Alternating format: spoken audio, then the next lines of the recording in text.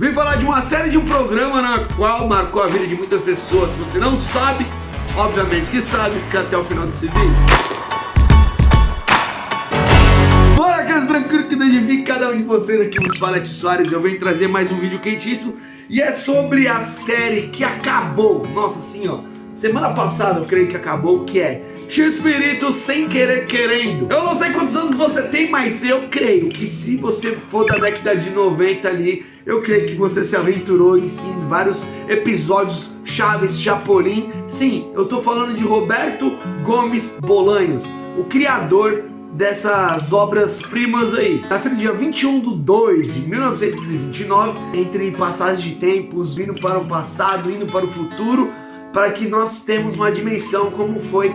E foi muito bem retratado no primeiro episódio, toda a sua infância, como foi depois chegar a adolescência, a maneira que ele conhece a sua primeira esposa. E assim nos primeiros episódios nos mostra como ele foi apelidado de Chespirito, pois o diretor Augustin Delgado deu esse apelido, que ele dizia que Chespirito, ou melhor, Roberto, ele era igual o pequeno Shakespeare, porque ele era muito criativo, ele era muito habilidoso em comédias, em escrituras, em fazer, tipo, acontecer. Foi mostrando como ele chegou em todas essas conclusões, o como ele foi se tornando um belo escritor, o quanto ele era, sabe, ele era muito criativo, ele era muito habilidoso mesmo. E tudo que ele via, ele conseguia criar sobre aquela imagem, determinadas situações referentes aos seus filhos, referente a qualquer cotidiano da vida normal. Ele conseguia extrair o melhor para fazer com que as pessoas pudessem rir. Esse era o objetivo. E assim a série vai nos mostrando como ele se tornou meio que um marco, uma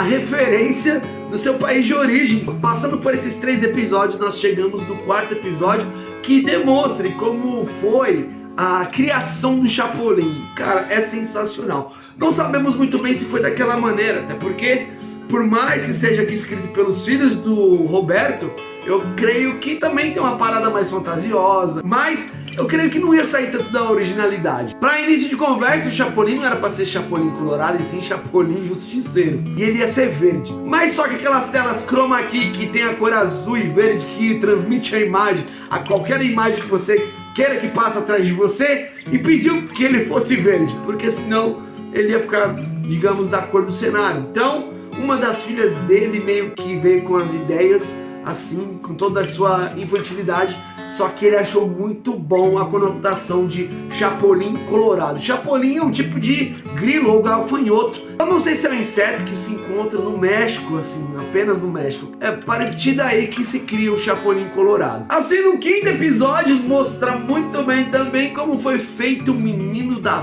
vila, o Chaves. Esse aqui, irmão, é uma imagem na qual que você bate o olho e você já sabe do que se refere.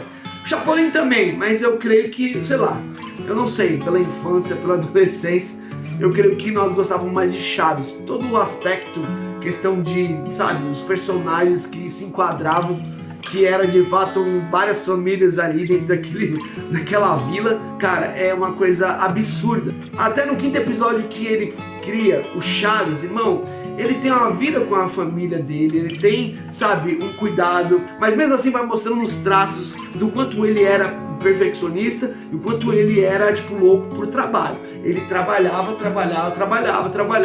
e ele, sabe, ele intensifica nisso. Você vê que é é um exagero, mas aí chegamos na parte na qual poderemos pensar um pouco. Quando chega no 6º e 7º episódio, aí começa aquela questão da pessoa meio que se perder. E a série mostra muito bem, cara.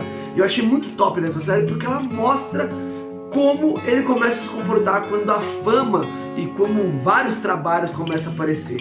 O cara esquece da família, esquece da esposa, esquece das datas especiais, ele não tem aquele mais acesso com os filhos, é muito esporádico. Em determinado ponto chega um caos, porque assim, ele não começa a dar conta do país dele, porque ele é chamado em outros países, então assim, olha a proporção. E ele começa até a confrontar, que ele se sente feliz aonde as pessoas tratam ele bem, porque ele é o Chespirito.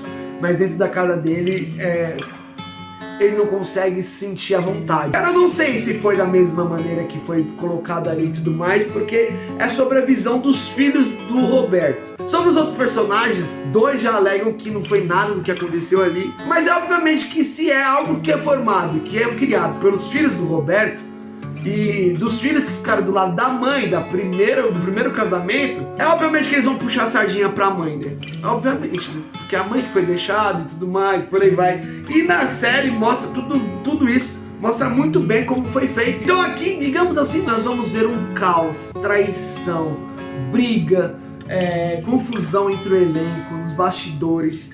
Cara, é um tremendo caos de tudo que vai acontecendo por conta da ganância, da fama, sabe, do dinheiro que vai entrando, ele vai se perdendo, ele trai a esposa. Uma ingratidão tremenda por aquela que sustentou tudo, cara, tudo assim com ele. Não justifica, por isso que eu estou falando aqui, que se a pessoa não tiver equilíbrio, esquece, irmão.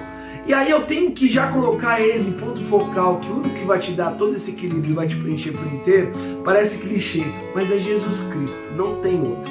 Se você não tiver uma vida em Jesus Cristo, não vai ter como você se equilibrar a ponto de você perceber que existem coisas mais importantes. Por exemplo, a sua família, o seu casamento, o que Deus lhe deu, o que Deus construiu, porque é tudo um fruto na qual Deus lhe concedeu. Então assim, não se trata de você. E ali nos mostra o quanto ele quis pensar apenas em si mesmo. Ele esqueceu dos seus filhos, ele esqueceu da sua esposa, ele foi se aventurar. Infelizmente muitos têm esse padrão de idolatria, mas se ela soubesse como é a vida e como essa pessoa se comporta entre 4 paredes com a sua família, com a sua esposa, com seus filhos, será que teria a mesma veneração? E aí que eu venho destacar aqui o ponto: idolatria, irmãos, nós temos que ter apenas com Deus, porque, irmãos, é o único perfeito. Pois nós somos falhos, nós somos muitos falhos, somos imperfeitos. Sabe aquela pessoa que você venera, que você põe num pedestal?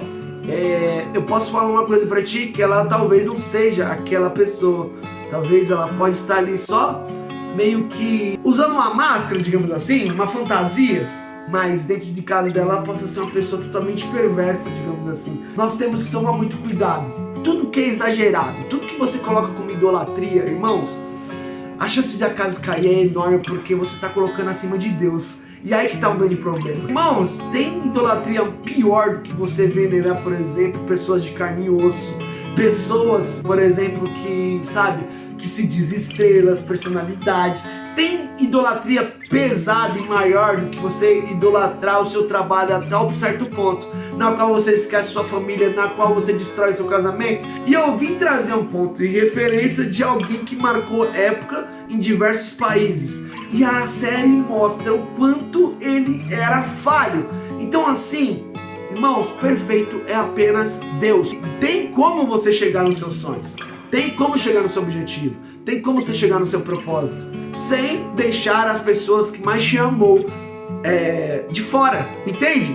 Tem como você ir além, tem como, mas desde que sua família seja também o ponto principal, desde que Deus esteja sempre como ponto principal. E aí que nós se enganamos muito, porque até então é a busca implacável do dinheiro, é a busca implacável de notoriedade, é a busca implacável do reconhecimento, sendo que o grande reconhecimento nós teremos apenas de Deus. Ela sim levou muita alegria para muitos lares em vários episódios, por exemplo, que fez com que você refletisse em questão de desigualdade social de um garoto pobre da vila que via as outras pessoas se alimentando e não tinha o que comer, e ele se virava e mantinha o espírito de alegria independentemente das circunstâncias, vendo de outro ponto de vista. E aí você vai ver, vai destrinchar que não tem como não ter Deus em todas essas situações. Vou trazer os dados para você ter a dimensão do que esse cara representou. Os programas do X-Pirito foi transmitido sem interrupção. Foi por mais de 50 anos em 90 países, por 50 idiomas diferentes. Ele escreveu 190 capítulos para TV, ele fez 20 filmes, 3 peças de teatro, 3 novelas e 3 livros. X-Pirito criou mais de 100 personagens. Ele impactou um público de mais de 1 bilhão, atingindo o mundo todo. Sendo que os seus eventos ao vivo ali, sabe? tete a tete, digamos assim, entreteu mais de 9 milhões de participantes. Então, referente a tudo que foi mencionado dentro desse vídeo, trago alertas, porque todos nós temos falhas, então é uma série muito boa, na qual não esconde o lado sujo, sabe? Desse que marcou a época e fez muitas pessoas darem risada. Então deixa aquela super de like, por favor, se inscreva no canal, por favor, compartilhe, comente, deixe o seu like. É necessário também que você ative o sininho das notificações para que possamos ultrapassar todas as barreiras blindadas possíveis. Siga em todas as outras redes sociais, até porque vira e mexe estou postando algo diferente lá também. Instagram, @arcanjo do resgate. Irmãos, é sobre isso. Tamo junto. Fui!